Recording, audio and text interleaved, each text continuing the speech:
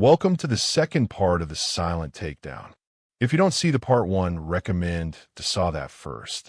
Let's start the story. The silence after the complaint lasted 5 days. 5 normal-looking days that felt stretched thin. She still came home, still made coffee, still talked about random things like grocery prices and traffic. But something underneath her confidence had cracked. I could see it in the way she checked her email every 10 minutes. In how her phone never left her hand. On the 6th day, she didn't go to work. She sat at the kitchen table in her robe, staring at the wall, scrolling without actually reading. I was working from my laptop, same spot as always. At 9:12 a.m., her phone rang. She picked it up too fast. I heard her say, "Yes," then nothing for a long stretch. Her face drained slowly, like someone pulling color out of a photograph. When she finally spoke again, her voice was higher than usual. "I understand, yes. I'll come in." She hung up and looked at me like I'd rearranged the furniture while she wasn't looking. "What did you do?" she asked. "I filed for divorce," I said. And I told the truth when asked. Her chair scraped loudly as she stood. "You reported me?" "I reported a violation," I said. "That's not the same thing." She started pacing. Not angry yet. Calculating. "This is private. You had no right." "I had every right," I said. "I followed the process." That phrase set her off. She accused me of sabotage, of jealousy, of trying to control her future. Then she switched tactics, fast. Tears. Shaking voice. Talking about stress, about pressure, about how her supervisor had taken advantage of her vulnerability. I listened carefully. "Did he force you?" I asked. She stopped crying immediately. Just like that. "No," she said. "But, because if he did," I said, "that's a different report. And it carries criminal implications. You should be very careful about what you're claiming." She stared at me, realizing I wasn't bluffing. That afternoon, she went to the office. She came back 6 hours later with red eyes and no confidence left. She didn't say anything at first, just dropped her bag and sat down. "They're putting me on administrative leave," she said. "With pay. Pending investigation." I nodded. "They separated us," she continued. "I'm not allowed to contact him." That was the first consequence, not the last. Over the next 2 weeks, the house became colder. She oscillated between blaming me and begging me. One day she'd say I ruined her career. The next she'd ask if we could work through this quietly. She tried pressure next. She told me her lawyer said I'd regret this. That divorce court would be ugly. That she'd fight for the house. That judges don't like vindictive spouses. My lawyer wasn't impressed. We filed financial disclosures. The numbers didn't lie. Neither did the prenup. Her sudden spending showed up clearly. So did the hotel charges. The conference overlaps. The expenses approved by her supervisor. Meanwhile, the company investigation moved fast. HR interviewed her. Then him. Then pulled emails from company servers. Badge logs. Travel approvals. She came home one evening shaking. "They have messages," she said. "Things I deleted. I didn't ask which ones. They're saying it was consensual," she said. "But inappropriate." I said nothing. 3 days later, her supervisor was terminated. Effective immediately. No severance. She wasn't fired. But she wasn't safe either. They offered her a choice.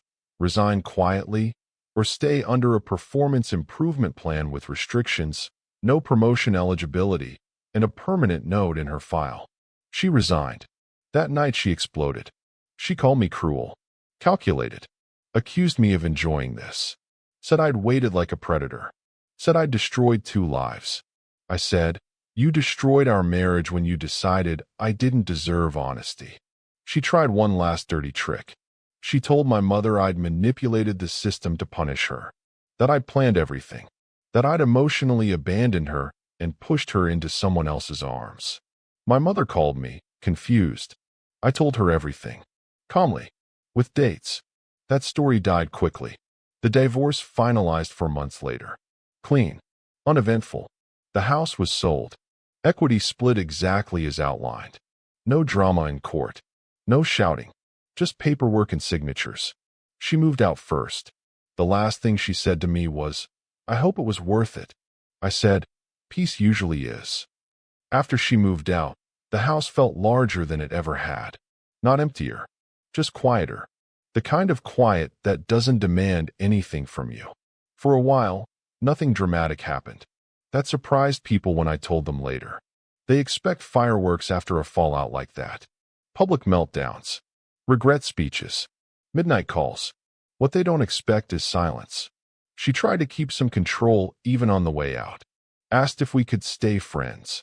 Suggested we keep certain things joint for convenience. Floated the idea of meeting once a week to check in. It wasn't about closure. It was about access. I declined everything. The divorce decree was final. Assets divided. Accounts separated. Boundaries clear. That clarity seemed to bother her more than the consequences. A month after the divorce, I heard through a mutual friend that the guy she'd risked everything for stopped answering her calls. Once the investigation wrapped, he disappeared. New city, new job, clean break.